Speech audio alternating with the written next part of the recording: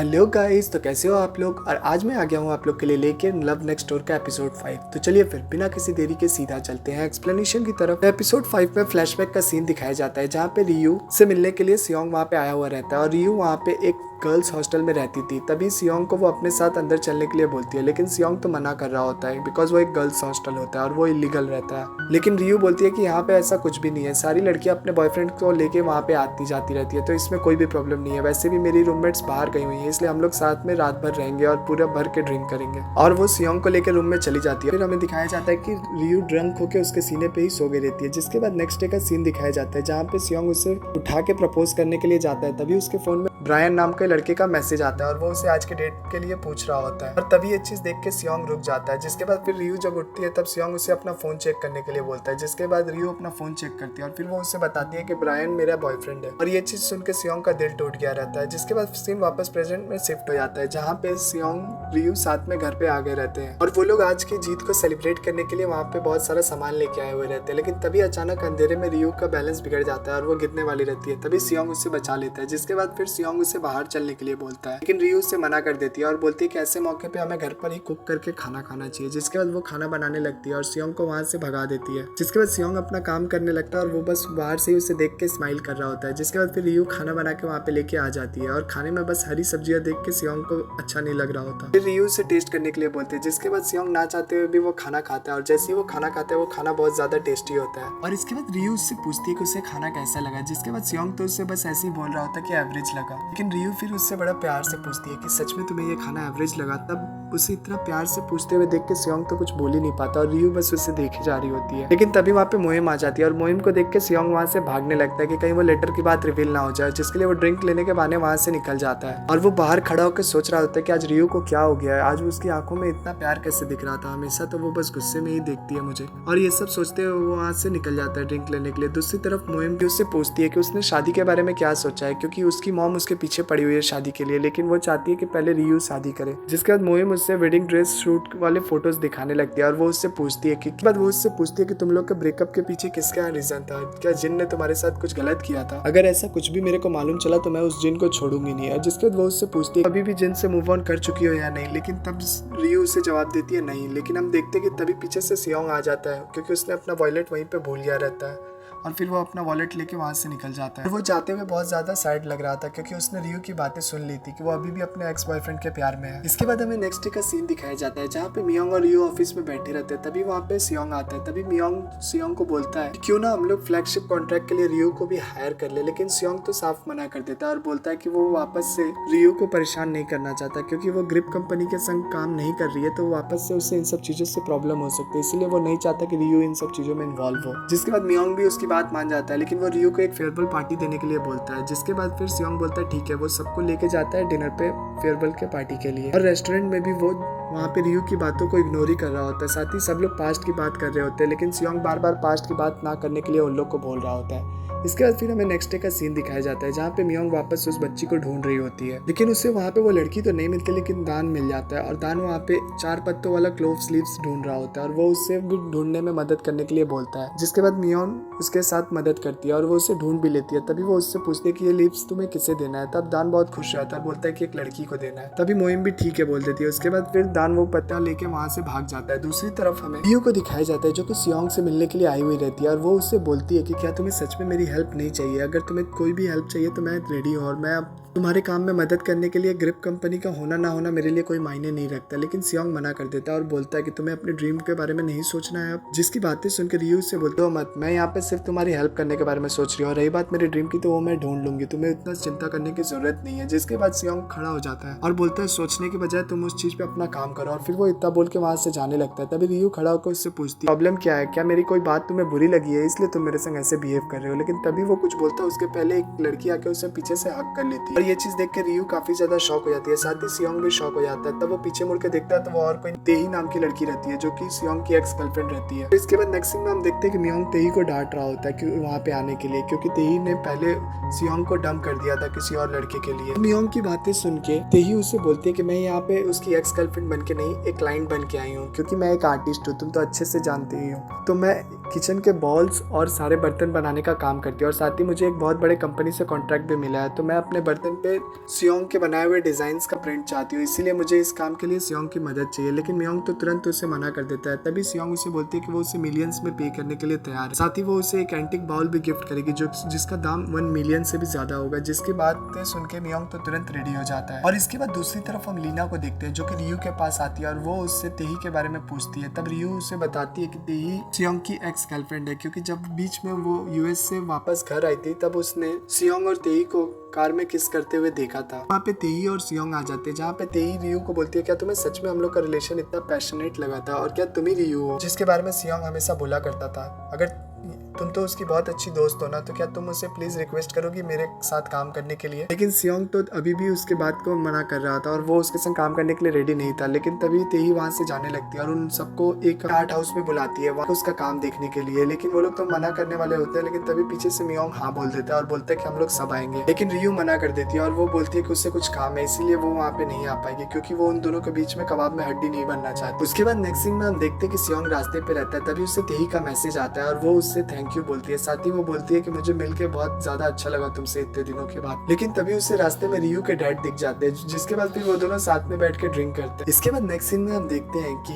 Next रियू अपने mom के पास जाती है और पूछती है कि मेरा भाई कई दिन से मुझे दिखाई नहीं दे रहा, वो कहाँ पे है। जिसके बाद उसकी मॉम बताती है कि वो रूम में सो रहा है। जिसके बाद वो रूम में आके अपने भाई के ऊपर चढ़ के उसे मारने लगती है। लेकिन तभी अचानक से उसका भाई की जगह पे सियोंग होता है और वो उसे पीछे गिरा देता है, लेकिन वो कपड़ा नहीं पहना रहता। तभी उसका भाई वहाँ पे आ जाता है और वो जोर जोर से चिल्लाने लगता है और वो अपने पापा को बताने के लिए जा रहा होता है कि ये दोनों यहाँ पे क्या कर रहे हैं। लेकिन तभी सियोंग उसे रोकने की कोशिश करता है, लेकिन तभी उसे चोट लग जाती है। इसके बाद नेक्स्ट सीन में हम देखते हैं कि सियोंग हॉस्पिटल में रहता है। तभी उसके डैड आके उससे बताते हैं कि उसका पैर तो टूटा नहीं है, लेकिन चोट ज्यादा लगी है, इसीलिए उसे 1 हफ्ते तक रेस्ट करना होगा। लेकिन इधर सियोंग को काफी ज्यादा दर्द हो रहा होता है, इसलिए वो चिल्ला रहा होता है। तभी वहाँ पे रियू आके उसका मजाक उड़ाने लगती है और इसीलिए इन दोनों के बीच वापस बहस हो जाती है, जिसकी वजह से उसका डैड तो उसे छोड़कर दूसरे पेशेंट को देखना चले जाते हैं। इसके बाद हम नेक्स्ट सीन में देखते हैं कि सियोंग को डिस्चार्ज कर दिया गया है, जहाँ सियोंग के डैड सियोंग से पूछते हैं कि ये सब कैसे हुआ। तभी सियोंग बताता है। तब हमें फ्लैशबैक में दिखाया जाता है कि लास्ट डे वो लोग ने बहुत ज्यादा ड्रिंक कर लिया था और रियू की मॉम भी घर पे नहीं होती, इसलिए रियू के डैड ने उसे अपने साथ अपने घर पे इनवाइट किया था और फिर वो लोग ने घर पे भी बहुत ज्यादा ड्रिंक कर लिया था। जिसके बाद उसके भाई ने सियोंग को अपने कमरे में सुला के खुद गेस्ट रूम में सो गया था। इसके बाद प्रेजेंट में हम देखते हैं कि सियोंग हॉस्पिटल के बाहर आ गया रहता है, लेकिन उसके पाँव में चोट लगी रहती है, इसलिए वो कार नहीं चला सकता था और आज ही उन लोग को तेही के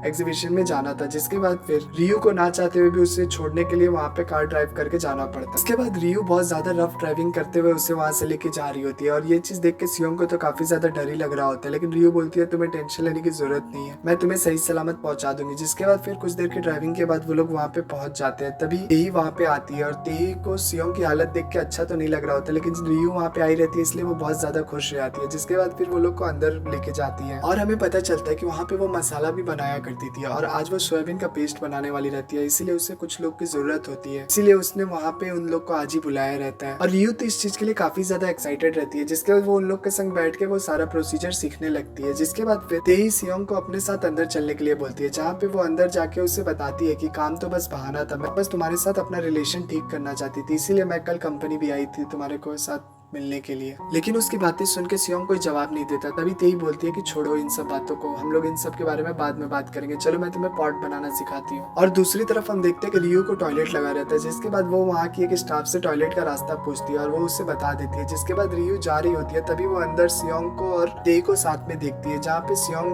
मिट्टी का पॉट बना रहा होता है। तभी रियू वहाँ पे खड़ा होकर उसे देखने लगती है। तभी वहाँ पे तेही आ जाती है और वो उसे अपने हाथों से बनाना सिखा रही होती है और वो उसका हाथ पकड़ के वो सारा चीज सिखा रही होती है। तभी रियू को अच्छा नहीं लग रहा होता, इसीलिए वो वहाँ से निकलने लगती है। तभी कोई चीज से उसका पैर टकरा जाता है और तभी वो लोग को भी मालूम चल जाता है कि वहाँ पे रियू है। जिसके बाद रियू वहाँ से स्माइल करती है और बोलती है कि मैं तो बस वॉशरूम जा रही थी। जिसके बाद फिर वो वहाँ से निकल जाती है। तभी बाहर में वो और सियोंग साथ में रहते हैं। तभी रियू उससे माफी मांग रही होती है उसके और तेही के रोमांटिक मूवमेंट खराब करने के लिए, लेकिन सियोंग तो इस बारे में बात ही नहीं करना चाह रहा होता है। लेकिन रियू बार बार उससे वही सब बात बोल रही होती है। साथ ही वो बोलती है कि मैं तो यही चाहती हूँ कि तुम दोनों वापस एक हो जाओ और तुम्हारा रिश्ता वापस से ठीक हो जाए। लेकिन तभी सियोंग उसे रोकते हुए बोलता है कि दूसरों के रिश्तों के बारे में तुम बात नहीं करो तो ज्यादा बेटर है, तुम अपने काम से मतलब रखो। जिसके बाद रियू से बोलती है कि तुम ऐसे गुस्सा क्यों कर रहे हो, हम दोनों दोस्त हैं और दोस्तों के बीच में तो इसी तरीके से बात होती है ना। लेकिन तभी सियोंग बोलता है कि नहीं, हमारे बीच में इस तरीके से बात नहीं हो सकती और वो इतना बोल के वहां से निकल जाता है। और जब सियोंग वहाँ से निकल रहा होता है तभी उससे वहाँ पे मियोंग और लीना दिख जाते हैं। जब वो लोग उससे पूछते हैं कि वो कहाँ जा रहा है तभी सियोंग बोलता है कि वो बाहर हवा खाने जा रहा है, जिसके बाद मियोंग और लीना अंदर आ जाते हैं। वो लोग भी साथ में सोयाबीन पेस्ट बनाने का काम करने लगते हैं और इधर हम देखते हैं कि सियोंग पेड़ के नीचे बैठा हुआ रियू के बारे में ही सोच रहा होता है और वो उस बातें याद कर रहा होता है जो उसने मोहिम के से कहा था कि वो अभी भी अपने एक्स बॉयफ्रेंड को भूल नहीं पाई, और ये चीज याद करके वो काफी ज्यादा उदास हो रहा होता है। दूसरी तरफ हमें दिखाया जाता है कि पैरामेडिक टीम को भी किसी इमरजेंसी कॉल आया हुआ रहता है, जिसके बाद जब वो लोग उस लोकेशन पे पहुंचते हैं तब मोहिम देखती है कि ये कोई और नहीं वही लड़की होती है जो उसे पार्क में मिली थी और वो छोटी बच्ची वहाँ पे बेहोश हो गई रहती है।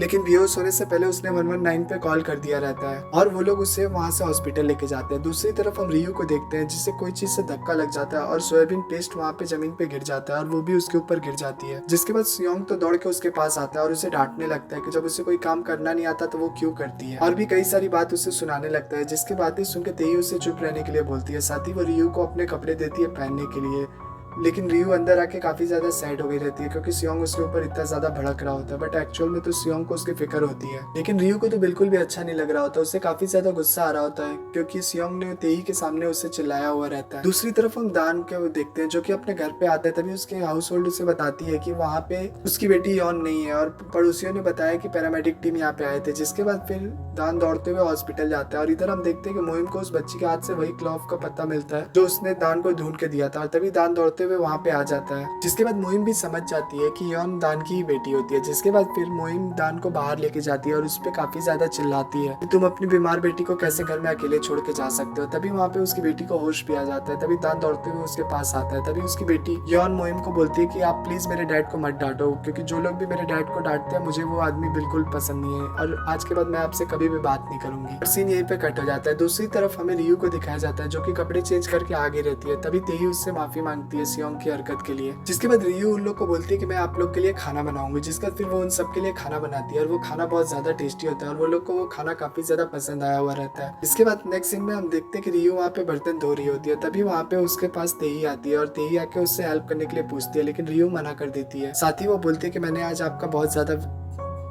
नुकसान करा दिया है इसलिए मैं ये सारी चीजें ऐसा भरपाई कर रही हूँ। तभी वहाँ पे तेई उससे बोलती है कि मेरे एक पॉट की कीमत मिलियंस में होती है। तभी रियू उससे बोलती है कि ठीक है आप मुझे अपना अकाउंट नंबर दे दीजिएगा मैं पैसे ट्रांसफर करा दूंगी। तब तेई उससे बोलती है कि नहीं नहीं इसकी कोई जरूरत नहीं है, तुमने इतना अच्छा खाना हम लोग को खिलाया, अगर तुम मुझे वो रेसिपी दे दोगी तो फिर मैं सारे बैलेंस को इक्वल समझूंगी। जिसके बाद फिर वो बोलती है ठीक है मैं आपको खाना बनाना जरूर सिखाऊंगी। और फिर हम इधर देखते हैं कि युवान के पास बैठा हुआ रहता है और वो उससे माफी मांग रहा होता है। तभी युवान उससे बोलती है कोई बात नहीं डैड, और साथ ही बोलती है कि आप ही ने मुझे सिखाया था कि अगर बुरे लोग आए तो 112 पे कॉल करना और अगर तबियत खराब हो तो 119 पे, इसीलिए मैं आज ठीक हूँ और साथ ही मुझे माफ कर दीजिए मैंने आपके लाए हुए क्लॉथ को पसंद नहीं किया, जिसके लिए दैन भी हंसने लगता है। दूसरी तरफ हम देखते हैं कि तेई को अपने बनाए हुए सारे पॉट्स वगैरह दिखा रही होती है, साथ ही वो उससे बता रही होती है कि उसने किस तरह ये काम करना शुरू किया और उसे ये सारी चीजें करना कितना पसंद है और यही चीज उसका ड्रीम भी था। साथ ही उसे उसका खाना इतना ज्यादा पसंद आया था कि वो उसकी तारीफ करते हुए नहीं थक रही थी। इसके बाद फिर सीन यहीं पे कट हो जाता है। दूसरी तरफ हम देखते हैं सियोंग से मिलने के लिए तेई वहाँ पे आती है और वो उससे बोलती है कि तुम्हें यार उस दिन कहा था कि हम लोग पैशनेट तरीके से प्यार में थे, बट एक्चुअल में तो प्यार में सिर्फ मैं थी पैशनेट तरीके से, तुमने तो कभी मुझे उस तरीके से प्यार ही नहीं किया था, इसीलिए मैंने तुम्हें छोड़ा था। इसके बाद दूसरी तरफ हम देखते हैं कि रियू को रात को नींद नहीं आ रही होती है, इसलिए वो बाहर आके देखती है। तभी उसे दिखाई देता है कि उसके सारे कपड़े धो के टंगे हुए रहते हैं। तब उसे समझ में आ जाता है कि ये सारी चीज सियोंग ने ही की होगी। इसके बाद हम देखते हैं कि रियू वो सारे मसाले वाले पॉट्स को आके एक एक करके चेक कर रही होती है। तभी वहाँ पे सियोंग आ जाता है। तभी सियोंग को देख के रियू बोलती है कि तुम अंदर जाके खाना खा लो, मैंने तुम्हारे लिए भी खाना बनाया है। जिसके बाद सियोंग बोलता है कि हाँ ठीक है मैं खा लूंगा। तभी रियू उससे पूछती है कि मेरे कपड़े क्या तूने धोए? तभी सियोंग बोलता है कि हाँ। और इसके बाद फिर रियू सियोंग को बताती है कि मैं यहाँ पे एक ऐसा सॉस ढूंढ रही हूँ जो कि 100 साल से भी ज्यादा पुराना है, क्योंकि उसके स्टाफ ने मुझे बताया था कि वहाँ पे एक ऐसा सॉस है जो कि 100 साल से भी ज्यादा पुराना है और उससे कोई भी खाना बनाया जा सकता है जो कि बहुत ज्यादा टेस्टी होगा। जिसके बाद सियोंग बोलता है ठीक है मैं भी तुम्हारी मदद करता हूँ। जिसका रियू से बोलती है कि जो भी सॉस सबसे ज्यादा गाढ़ा होगा, जिसका स्मेल सबसे ज्यादा स्ट्रॉन्ग होगा, वही 100 साल से भी ज्यादा पुराना होगा। जिसके बाद वो लोग सोया सॉस ढूंढने लगते हैं। तभी वहाँ पे रियू को वो सॉसेस मिल भी जाता है और वो सॉस इतना ज्यादा गाढ़ा रहता है कि उसमें पूरा क्लियरली रिफ्लेक्शन दिख रहा होता है। और इसके बाद रियू उससे बहुत सारे खाने के डिशेस का नाम बताने लगती है जो कि सोया सॉस से बनने वाला होता है। जिसके बाद